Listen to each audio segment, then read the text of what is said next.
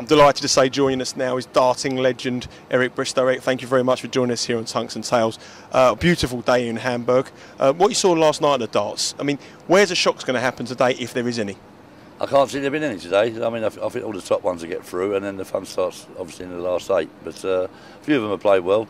Holland played well. It's a different format the second round. Now it's single, and if one of them loses, then you've got to play the pair.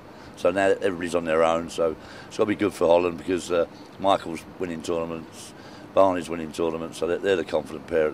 England, Lewis played lovely in the pairs yesterday. Taylor still doesn't look right in a couple of big 5s, a couple of big 7s, but the longer he gets in the tournament, then you get a bit of confidence going. They can be dangerous in the end. South Africa play well.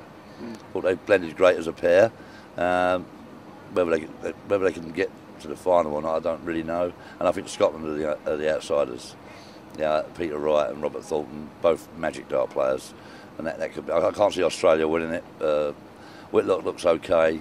Nicholson's not playing well enough. He's going to get done in these singles. So in the end, maybe Holland, England final, or Scotland could get through. Yeah, I mean, there's been a lot of money around for Holland. But England are still the favourites with the bookies. I'm not quite sure about that myself. If Taylor's in the tournament, he's got to be favourite, even if he's not playing well. He's got to knock him out first. Before anybody else thinks of winning it, they've got to knock him out first. Yeah, and I think the fact that now playing this new format, it's going to help the better players, isn't it? He needs this. He needs to win a few games on TV, because after this tournament, the big stuff starts at home. I mean, the next big one, next month, Blackpool starts, and then we've got all the majors coming up. So he's had a bad 6 months. He knows that by his own standards. He needs a good run in this, a couple of good wins in the singles, get his confidence going. And darts is a confidence game. You know, losing is a bad habit. Winning is a great habit. He'll win a couple of games on TV. It's great for the sport of the PDC to see how many of these new nations is coming out, bringing them. So it's amazing to see how it turned around in the last couple of years. PDC and Sky have been brilliant. I mean, you look around the hall yesterday. I thought it was marvellous. There were 32 countries here. Come a long way, hasn't it? Yeah. And 32 countries. They all played well. I know one went up there and made a fool of themselves. I mean, 3 or 4 shocks, which is good. That's what we need. And but nobody played bad.